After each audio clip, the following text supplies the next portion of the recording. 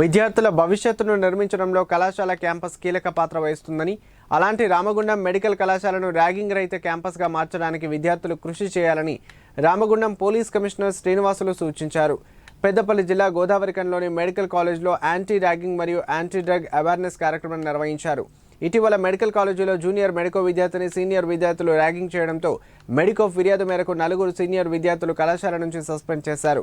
ఈ విషయంపై నూతనంగా బాధ్యతలు స్వీకరించిన పోలీస్ కమిషనర్ శ్రీనివాసులు విద్యార్థులకు ర్యాగింగ్పై అవగాహన కార్యక్రమాన్ని నిర్వహించారు. ఈ సందర్భంగా ర్యాగింగ్ అనేది నేరం అనే వార్నింగ్ వాల్ పోస్టర్ను ఆవిష్కరించారు. అలాగే విద్యార్థుల చేత ప్రతిజ్ఞ చేయించారు. బాధ్యతలు తీసుకున్న రోజునే మెడికల్ కళాశాలలో ర్యాగింగ్ ఘటన తనను కలిచివేసిందన్నారు. వెంటనే మెడికల్ కళాశాల విద్యార్థులకు కౌన్సిలింగ్ సలహాలు ఇవ్వడం కాకుండా భవిష్యత్తులో ర్యాగింగ్ లాంటి చర్యలకు పాల్పడకూడదని హెచ్చరించడానికి కార్యక్రమం ఏర్పాటు చేయడం జరిగిందన్నారు. ర్యాగింగ్కు పాల్పడిన వారిపై చట్టపరమైన కఠిన చర్యలు తీసుకోవడం జరుగుతుందన్నారు.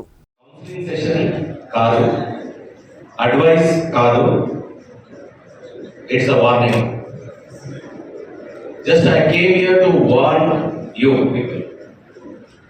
It's not a discussion, it's not a counseling, it's not an advice. You know all these things. But you know today that's a warning. That's it.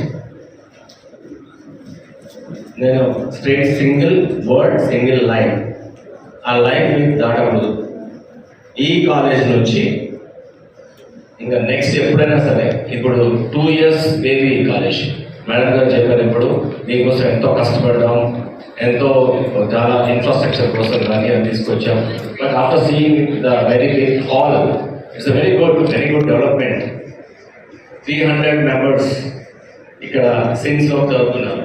You're all doctors. So doctors ఇలా చేస్తే ఎట్లా అని question వస్తుంది. నిన్న ఈ issue డైరెక్ట్గా MLC గారు లేవనెత్తారు కౌన్సిల్లో రామగుండంలో ఇలా జరిగింది అని. అంటే డైరెక్ట్గా కౌన్సిల్ ఆఫ్ మినిస్టర్స్ దాంట్లోకి వెళ్ళింది. దానికి గ్రావిటీ చూడండి. ఒక్క చిన్న చేసిన దానికి స్టేట్లో అక్కడికి వెళ్ళి దాని క్వశ్చన్ రైజ్ చేస్తున్నారు. మీ సినిమాలో చూసుంటారు, అధ్యక్ష ఇలా జరిగింది అని.